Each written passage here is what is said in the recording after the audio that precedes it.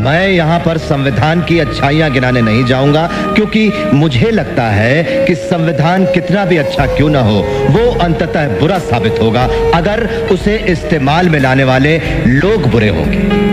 और संविधान कितना भी बुरा क्यों ना हो, वो अंततः अच्छा साबित होगा अगर उसे इस्तेमाल में लाने वाले लोग अच्छे होंगे। विश्व के सबसे बड़े लिखित संविधान के रचयिता डॉक्टर भीमराव अंबेडकर, जिन्हें अपने बचपन में घोर जातिवाद का सामना करना पड़ा, अपने स्कूल में उच्च वर्ग के विद्यार्थियों से दूर जमीन पर बैठकर पढ़ना पड़ता था, जिनके अपने बाल अपनी बड़ी बहन से कटवाने पड़ते थे, क्योंकि गांव का कोई नाई इन्हें हाथ लगाकर दूषित नहीं होना चाहता था, और जिन्हें समाज की इस घिनौनी विचारधारा की वजह से अपना सरनेम सकपाल से बदलकर अंबेडकर करना पड़ा था। फिर भी वो इतनी शिक्षा प्राप्त कर चुके थे कि उन्हें भारत का सबसे ज्यादा पढ़ा लिखा व्यक्ति माने जाने लगा। कैसे उन्होंने अपने लोगों के हक के लिए दशकों तक आवाज उठाई, क्यों बाबा साहेब अपनी सेहत पर ध्यान न देकर भारत के महान संविधान की रचना कर रहे थे, और आखिर में तो वो अपना धर्म ही बदल बैठे जो बौद्ध धर्म अपनाया। और इस धर्म को अपनाते वक्त उन्होंने कौन सी 22 प्रतिज्ञाएं ली थी जिन पर काफी विवाद हुआ था। आज जानेंगे बाबा साहब भीमराव अंबेडकर के जीवन से जुड़ी ऐसी ही कुछ अनसुनी अनकही बातें, लेकिन उसके पहले नए दर्शक जल्दी से चैनल को सब्सक्राइब कर दीजिए। 14 अप्रैल 1891 के दिन मध्य प्रदेश के महू जिले में रहने वाले रामजी मलोजी सकपाल और भीमाबाई के घर एक बेटे का जन्म होता है। मां भीमाबाई अपने बेटे का नाम भीमराव रखती हैं, जो अपने माता पिता की 13वीं संतान थे। 5 साल की उम्र में अंबेडकर का स्कूल में दाखिला करवाया जाता है, लेकिन छोटे से भीम को जल्द ही बात समझ में आ जाती है कि समाज में उनके परिवार के साथ भेदभाव किया जाता है। स्कूल में उन्हें स्टूडेंट्स के डेस्क से दूर कोने में जमीन पर बिठाया जाता था। लंच ब्रेक में उन्हें उस बर्तन से पानी नहीं पीने दिया जाता था जिससे बाकी बच्चे पानी पीते थे। उनके बचपन से जुड़ा एक आंखों में आंसू ला देने वाला किस्सा यह है कि एक बार भीमराव और उनके बड़े भाई को गर्मियों की छुट्टियां मनाने के लिए गोरेगांव जाना था, जहां उनके पिता कैशियर की नौकरी करते थे। दोनों भाई ट्रेन में बैठकर गोरेगांव पहुंच जाते हैं, लेकिन काफी देर इंतजार करने के बावजूद उनके पिता रामजी सकपाल उन्हें लेने के लिए स्टेशन नहीं पहुंचते। भीमराव और उनके भाई ने साफ सुथरे कपड़े पहन रखे थे और उनके चेहरे पर मासूमियत झलक रही थी। जो देख स्टेशन मास्टर इनके पास आकर पूछता है, तुम कौन हो और कहां जा रहे हो?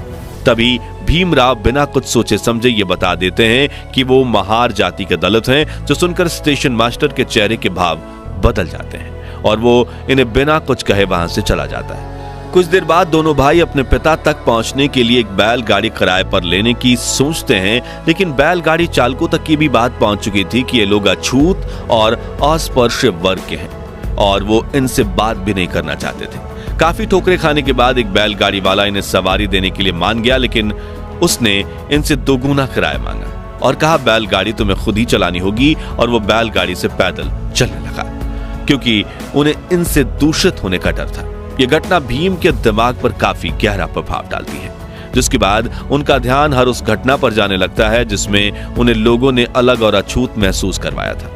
इसी तरह गांव का कोई नाई इनके बाल भी नहीं काटता था, बल्कि इन्हें घर ही अपनी दादी से बाल या दीदी से बाल कटवाने पड़ते थे। इन्हें गांव के मुख्य कुएं से पानी खींचने पर मनाही थी और कोई बड़ा वर्ग इन्हें अपने घर में प्रवेश तक नहीं करने देता था। इसी तरह बचपन से ही भीम को जातिवाद का अनुभव हुआ और वो हमेशा इसे बदलने के बारे में सोचने लगे, लेकिन इस भेदभाव के बावजूद उन्होंने अपनी पढ़ाई लिखाई से ध्यान नहीं हटाया। भीमराव की किस्मत कुछ मायनों में अच्छी भी थी, जैसे कि स्कूल में कृष्णजी केशव अंबेडकर नाम के टीचर थे, जो ऊंची जाति के होने के बावजूद भीमराव को पसंद करते थे, और उन्होंने ही भीमराव सकपाल को अपनी सरनेम देकर भीमराव अंबेडकर बनाया था, ताकि उच्च शिक्षा के दौरान उनके साथ भेदभाव ना हो। साथ ही पिता रामजी मालोजी सकपाल बेटे भीमराव को अच्छी शिक्षा दिलवाने के लिए मुंबई ले आए। अब यह शहर तो बहुत ही आधुनिक था, लेकिन यहां भी दलितों के प्रति लोगों की सोच उतनी ही छोटी थी। इसलिए जब भी भीमराव अंबेडकर की असली पहचान सामने आती, उन्हें जातिवाद का सामना करना पड़ता। खैर, पढ़ाई में ध्यान देते हुए उन्होंने 17 साल की उम्र में मैट्रिक की परीक्षा पास कर ली। अपने समुदाय में मैट्रिक पास करने वाले वो पहले इंसान थे। इसी साल भीमराव की शादी रामाबाई से करवा दी गई। मगर शादी के बाद भी भीम ने पढ़ाई जारी रखी और अगली इंटरमीडिएट परीक्षा डिस्टिंक्शन के साथ पास की। लेकिन अब उन्हें आगे पढ़ने के लिए उनके पिता के पास पैसे नहीं थे। लेकिन वो कहते हैं ना, जहां चाह होती है वहां राह होती है। और भीमराव आम्बेडकर के जीवन में चमत्कारिक घटनाओं का घटना शुरू हो गया। आपको बता दें कि जब बड़ोदरा के महाराज ने उन्हें पढ़ने के लिए स्कॉलरशिप दी, जिससे उन्होंने न सिर्फ बीए की पढ़ाई पूरी की बल्कि 1913 में उन्होंने अमेरिका जाकर यूनिवर्सिटी ऑफ कोलंबिया से मास्टर्स में दाखिला लिया। 2 साल में उन्होंने एमए की पढ़ाई पूरी की और अगले ही साल अपनी पीएचडी थीसिस भी पूरी कर ली। जिसके बाद भीमराव लंदन चले गए, जहां उन्होंने London school of economics join किया।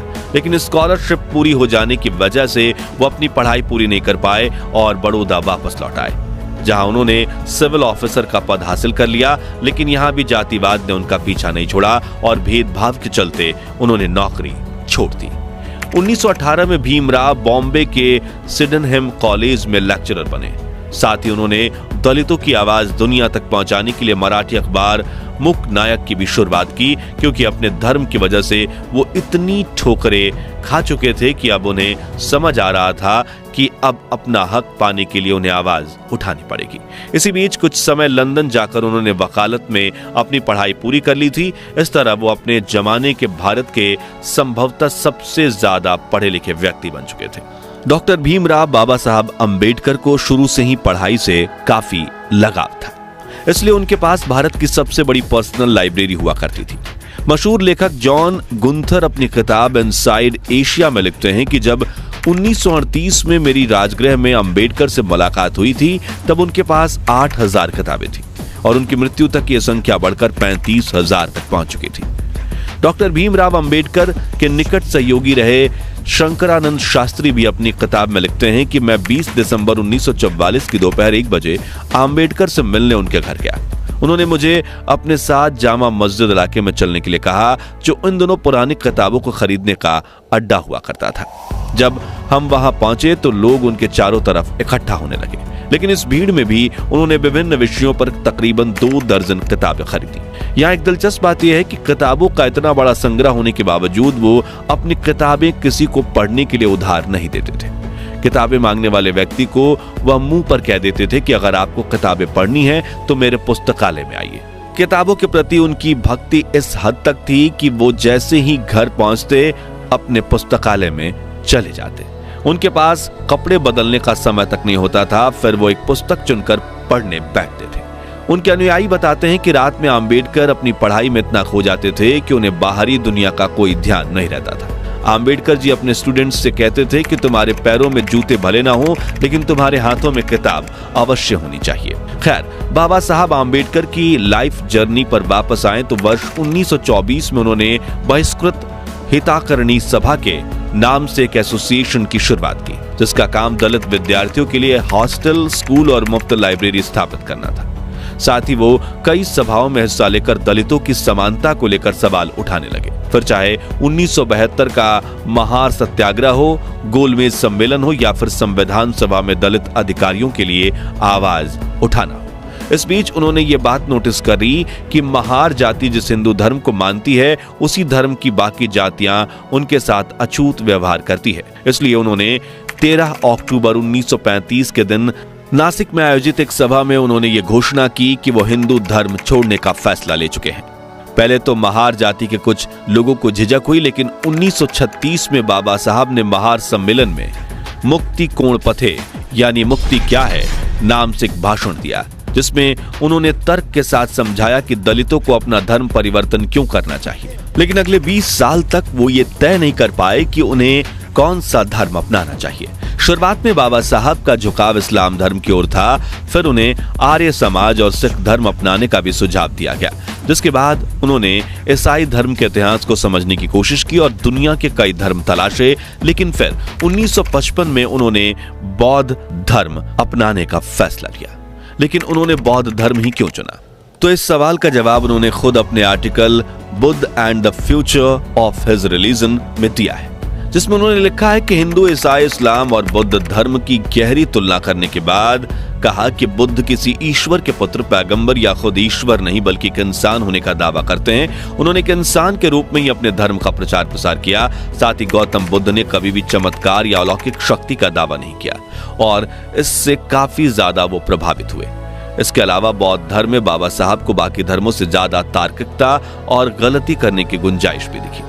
इसके अलावा उन्होंने अपने इस लेख में कई बातों का उल्लेख किया है, जिसे आप गूगल सर्च करके डिटेल में पढ़ सकते हैं। खैर, बाबा साहब के इस लेख पर भी काफी सवाल खड़े हुए थे और बाकी धर्मों के लोग उनसे खफा भी हो गए थे, लेकिन उन्होंने अपना धर्म बदलने का फैसला लिया था। इसलिए 14 अक्टूबर 1956 के दिन बाबा साहब आम्बेडकर अपने 3,65,000 समर्थकों के साथ नागपुर में पूरे विधि विधान से बौद्ध धर्म को अपना चुके थे। इस दौरान उन्होंने 22 ऐसी प्रतिज्ञाएं ली थीं जिन पर पूरे देश में विवाद हुआ था।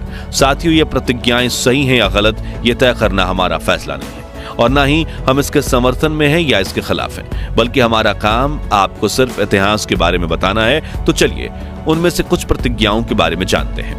मैं ब्रह्मा, विष्णु और महेश में ना विश्वास रखूंगा और ना पूजा करूंगा। मैं राम और कृष्ण जो भगवान माने जाते हैं उनमें आस्था नहीं रखूंगा। मैं गौरी और गणपति और अन्य देवी देवताओं में आस्था नहीं रखूंगा। मैं भगवान के अवतार में विश्वास नहीं करता। मैं कभी नहीं मानूंगा कि भगवान बुद्ध विष्णु के अवतार थे। मैं हिंदू धर्म का त्याग करता हूं जो मानवता के लिए हानिकारक है और मुझे विश्वास है कि मैं धर्म परिवर्तन द्वारा फिर से जन्म ले रहा हूं, वगैरह। डॉक्टर आम्बेडकर की इन प्रतिज्ञाओं ने हिंदू धर्म के उनके समर्थकों को ठेस पहुंचाई थी और धर्म परिवर्तन ही उनके जीवन की इकलौती सबसे बड़ी कंट्रोवर्सी है। चलिए अब जानते हैं दुनिया के सबसे बड़े लोकतंत्र की नींव जिस पर टिकी है, उस संविधान के बनने के पीछे की अनसुनी कहानी। तो 9 दिसंबर 1949 के दिन 299 सदस्यों वाली संविधान सभा की पहली बैठक हुई थी। इस सभा ने 1946 से 1949 के बीच उथल पुथल भरे 3 सालों में काम किया।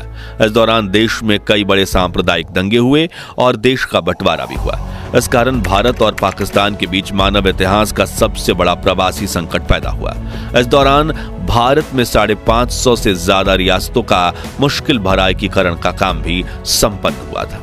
ऐसे में संविधान बनाना काफी मुश्किल था, जिसके लिए उस समय देश के सबसे ज्यादा पढ़े लिखे व्यक्तियों में से एक डॉक्टर बाबा साहब आम्बेडकर को 29 अगस्त 1947 के दिन संविधान सभा की ड्राफ्टिंग कमेटी के अध्यक्ष के रूप में नियुक्त किया गया था, जिसमें 7 सदस्य थे।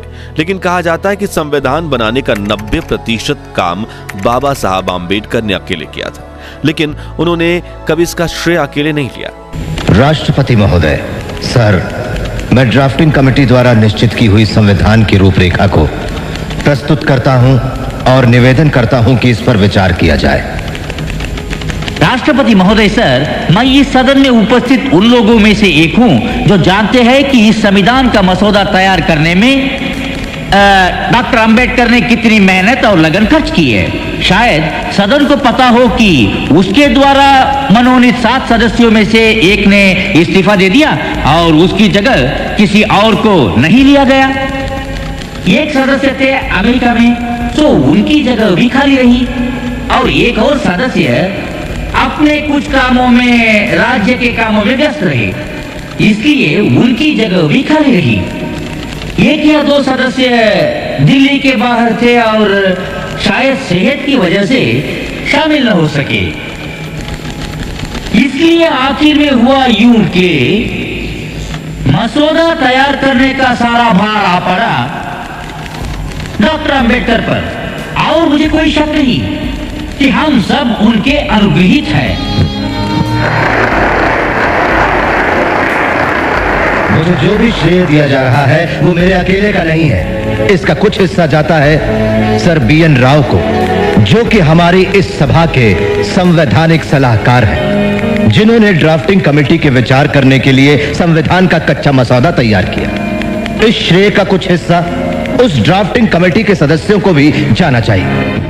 लेखक अशोक गोपाल के हाल ही में डॉक्टर अंबेडकर की जीवनी पर लिखी एक किताब, जिसमें उन्होंने बताया कि डॉक्टर अंबेडकर ने कैसे अपने खराब स्वास्थ्य से जूझते हुए तमाम मतभेदों को दूर करके दुनिया के सबसे बड़े संविधान में से एक को तैयार किया। इसके प्रारंभिक निर्माण के दौरान ही 2500 से ज्यादा संशोधन किए गए थे। बताया जाता है कि डायबिटीज और ब्लड प्रेशर से पीड़ित होने के बाद भी आम्बेडकर ने संविधान तैयार करने में काफी श्रम किया। संविधान सभा में लगभग 100 दिनों तक खड़े होकर उन्होंने धैर्यपूर्वक हर खंड को समझाया और 26 नवंबर 1949 को भारत का संविधान पारित किया गया और अपनाया गया। इस दिन को संविधान दिवस या राष्ट्रीय कानून दिवस के रूप में जाना जाता है, जिसके अगले साल यानी 26 जनवरी 1950 के दिन भारत में दुनिया के इस बड़े संविधान को लागू किया गया। इसलिए 26 जनवरी को हम गणतंत्र दिवस के रूप में मनाते हैं। संविधान निर्माण के कुछ साल बाद डॉक्टर राजेंद्र प्रसाद ने स्वीकार किया कि आम्बेडकर ने संविधान के कुशल पायलट की भूमिका निभाई। वहीं 6 दिसंबर 1956 के दिन बाबा साहब के निधन के बाद प्रधानमंत्री जवाहरलाल नेहरू ने भी कहा था कि संविधान बनाने में डॉक्टर अम्बेडकर से ज्यादा ध्यान किसी ने नहीं दिया और न ही किसी और ने उतनी परेशानी उठाई। तो दोस्तों, ये थी बाबा साहब भीमराव अंबेडकर के जीवन की कुछ अनकही अनसुनी कहानियां। अगर आप भी बाबा साहब के जीवन के संघर्ष, मेहनत और विचारधारा से प्रभावित हैं तो कमेंट बॉक्स में उनकी तारीफ के 2 बोल जरूर लिखिए। वीडियो अच्छा लगा हो तो इसे लाइक और शेयर करके हमें सपोर्ट कीजिए और सियासी जगत से जुड़ी ऐसी दिलचस्प कहानियां सुनते रहने के लिए हमारे चैनल को सब्सक्राइब करके पास वाली घंटी जरूर बजा दीजिए। धन्यवाद।